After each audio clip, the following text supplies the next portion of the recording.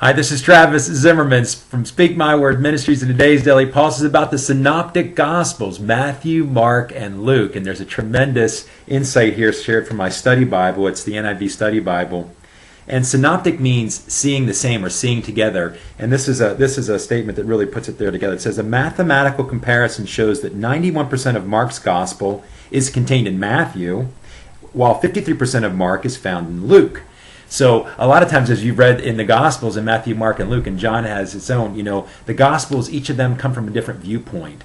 And what's interesting is it's almost like a pair of glasses. I've had this visual aid on my desk for a couple of months, wondering how I'm going to use it. And here's how I think God's finally had it here. This is a pair of glasses we got from nowhere else but Disney World. There's 4 different combinations. There's both of these visors in.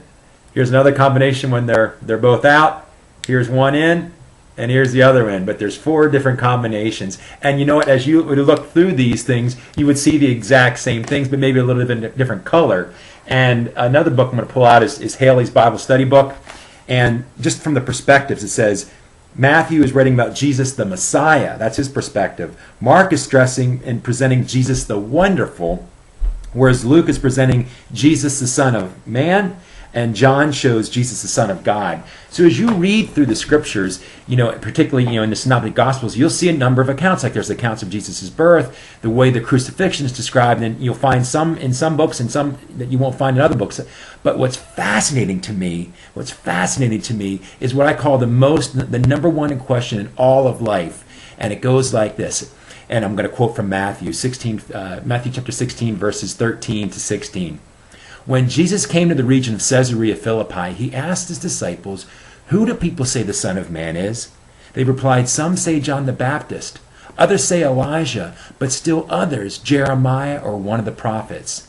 And right here, my friends, right here is the number one question in the entire world. And how you answer that question determines everything about you.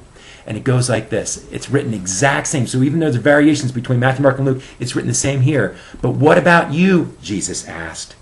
And this is the question that's repeated verbatim. Who do you say I am? Matthew 16:15, Mark 8:29, and Luke 9:20. Who do you say I am? Jesus asked. And Peter replies in Matthew, "You are the Christ, the Son of God."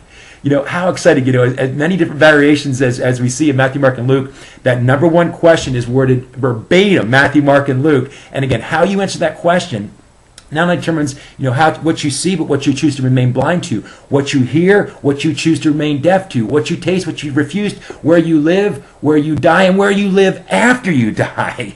What about you, Jesus asks? Who do you say I am? Amen.